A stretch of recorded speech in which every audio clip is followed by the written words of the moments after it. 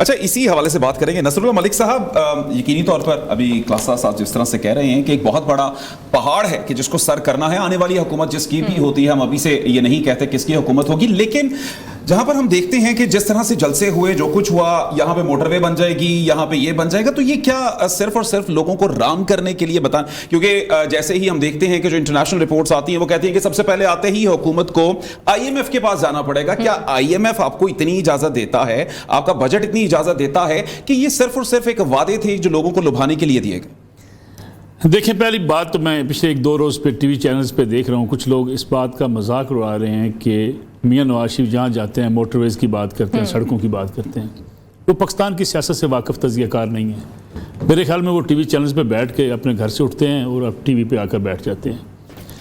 नवाज शरीफ की पार्टी को GT road की पार्टी कहा जाता है। क्यों? नवाज शरीफ को पार्टी को, ये मुस्लिम लीग नवाज को मोटरवे के इर्द गिर्द रहने वाली एक जमात कहा जाता है। सही।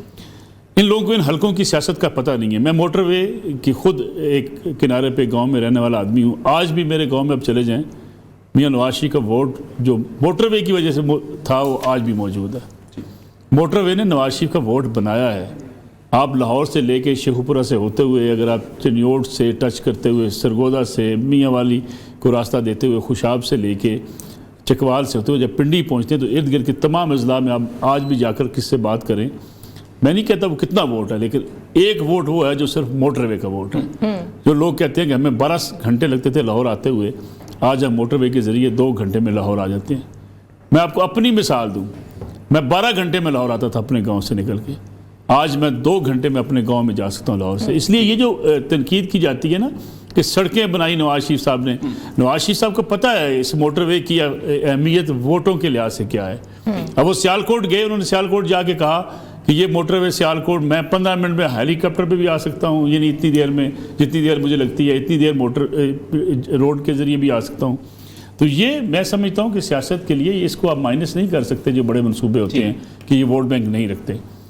दूसरी बात जो बात की जाती है कि नवाज शरीफ साहब, जब भी क्लासा साहब ने बात की, इसमें कोई शक नहीं कि इस वक्त जिस किस्म का माहौल है, मियाँ नवाज शरीफ के जो मुखालफीन हैं उनको जिन मुकदमात का सामना है, बाज़ तो वो हैं जो 9 मई के मुकदमात में बराह रास्त मुलव्वस हैं, उसकी वजह से शिकंजे में आए हुए हैं। बाज़ ऐसे हैं जो पॉलिटिकल एक प्रेशर के नतीजे में दबाव का आज भी शिकार हैं। और उसके बाद आने वाली हुकूमत में ये सवाल उठाया जा रहा है कि शायद उसकी क्रेडिबिलिटी क्या होगी। मेरे ख्याल में पाकिस्तान की सियासत को अगर आप देखा जाए तो हमारे यहाँ हुकूमत बनने के बाद ये क्रेडिबिलिटी कोई मैटर नहीं करती।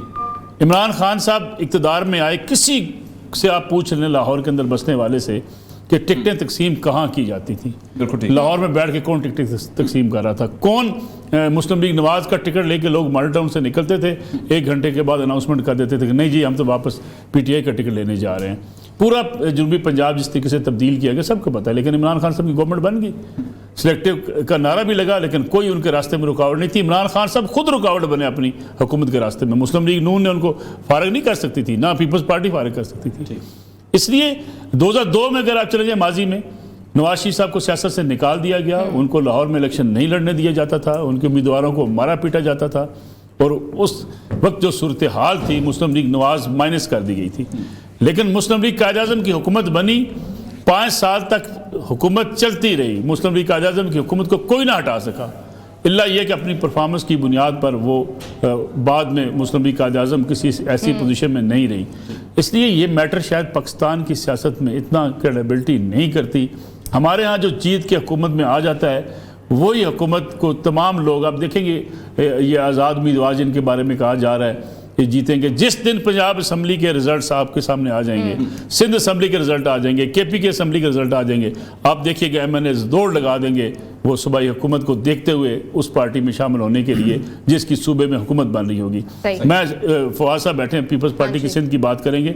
मैं सिंध में ऐसे लोगों से वाकिफ हूँ, यकीन मानिए, कि जो पीपल्स पार्टी के साथ नजरियात उनके नहीं मिलते। अगर उनसे बात कीजिए यार आप पीपल्स पार्टी के साथ क्यों चल रहे हो, कहते इस सिंध में पीपल्स पार्टी की हुकूमत है, हुकूमत आनी है, हम अफोर्ड नहीं करते कि वहाँ पे किसी ऐसी पार्टी के साथ चले जाएं जिनकी हुकूमत आने की। आपकी बात में लुकमा दूं अगर इजाजत तो आप लोगों की। सेनेटर सैफुल्लाह अबड़ो साहब थे जी, क्लासा साहब आप उनकी कमेटियों की उसको आपने बड़ी तारीफ की थी उनकी एक ट्वीट करके कि उन्होंने जो है ना वो कमेटी वापस ले लूँ। नहीं मैं उनका मैं आपको बताता हूँ। मैं इशू पे मैं आपकी सॉरी बात करूँ, बाद इश्यूज पे होता है कि कमेटी में किसी ने कोई अच्छी बात कर दी, इत्तेफाक से नहीं वो क्लासा साहब का ट्वीट में बताता हूँ क्या था। यार बड़े जालिम आदमी है, तो हम पे आंख रखे बैठे हैं, मतलब सियासत पे आंख रखने की वजह हम पे रखे बैठे हैं। मुझे इसलिए याद है कि मैंने उस ट्वीट का जब जवाब लिखा तो मुझे किसी ने फोन करके कहा, वो किसी से तल्ख कलामी उस ट्वीट के जवाब में हो गई थी, उसके जवाब में, तो मुझे वो याद है सारा इंसिडेंट।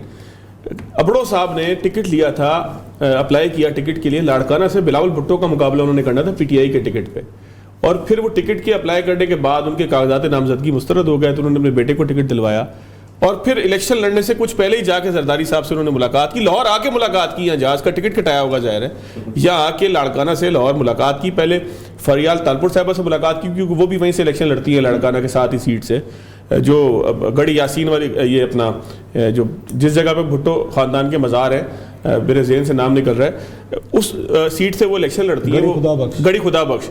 तो वो वहाँ से पहले उनसे मुलाकात की, फिर जरदारी साहब से लाहौर आके मुलाकात की, फिर तस्वीर जरदारी साहब के साथ उन्होंने खुद भी ट्वीट किया, और मेरा ख्याल है रीट्वीट बिलावल भुट्टो साहब ने भी किया कि जी सेनेटर सैफुल्लाह अबड़ो साहब जो है। तो सिंध के अंदर हर सियासतदान की दौड़ी। इम्तियाज शेख साहब, मुझे आज भी 2002 का मंजर याद है, वो मेरे जहन के अंदर वो आता है, SDA इन्होंने बनाई थी, सिंध डेमोक्रेटिक अलायंस, और फिर ये पीर पगारा साहब के साथ जाके मिल गए थे। आज इम्तियाज शेख साहब वजीर तवानाई थे, आखिरी हमारी जो कैबिनेट गई, और शिकारपुर से इलेक्शन भी लड़ रहे हैं। इस्माइल राहू साहब जो है वो पाकिस्तान मुस्लिम नून के बहुत अरसे तक सरबराह रहे सिंध के अंदर, और नवाज शरीफ का जलसा कराया करते थे अपने भाई के इंतकाल, उनका एक राहू की नाम का गाँव है बदीन के करीब, वहाँ पे उनके भाई के साथ कोई हादसा हुआ था, तो उसका हर साल वो बरसी कराया करते थे इस्माइल राहू साहब, वो जो है वो शामिल हो गए पीपल्स पार्टी के अंदर। तो अगर सिंध की बात करें ना, तो अंदरून सिंध के अंदर हर सियासतदान की सियासत की मंजिल पाकिस्तान पीपल्स पार्टी होती है। एक आखिरी वॉज बस मेयर साहब रह गए थे, वो भी पीपल्स पार्टी को प्यारे हो गए। आपने नजम अली साहब के पास जाना है, लेकिन एक और सॉरी नजम साहब, मैंने आपका टाइम, आपको मैं एक और वाकया सुना दूं। 2013 के इंतखाबात, पूरे मुल्क के अंदर ये माहौल बन गया था कि मियां नवाज शरीफ हुकूमत में आने वाले हैं। हाँ जी। शाह महमूद कुरैशी साहब इस्लामाबाद से दौड़ के रायगढ़ पहुंचे हमारी मौजूदगी में। हाँ, वहां जाके मियां साहब के साथ तरले और मिन्नतें करते रहे कि मैं मुस्लिम लीग नवाज में शामिल होना चाहता हूं, मुझे मुल्तान डिवीजन की जो टिकटें हैं वो मुझे देने का इख्तियार दे दिया जाए। मियां साहब ने कहा आप अपनी सीट पर इलेक्शन लड़ें, बाकी हम आपको कहीं एडजस्ट करने को तैयार नहीं है। शाह महमूद कुरैशी मियां नवाज शरीफ से जवाब लेकर गए, जब उन्होंने उनको जवाब दे दिया कि भाई आपकी गुंजाइश हमारे पास इस हद तक है, फिर जाकर पाकिस्तान तहरीक इंसाफ के इनकलाबी बन गए और मुल्क तब्दील करने के नारे लगाने शुरू हो गए। सही कह रहे हैं आप, हम आपसे एग्री करते हैं।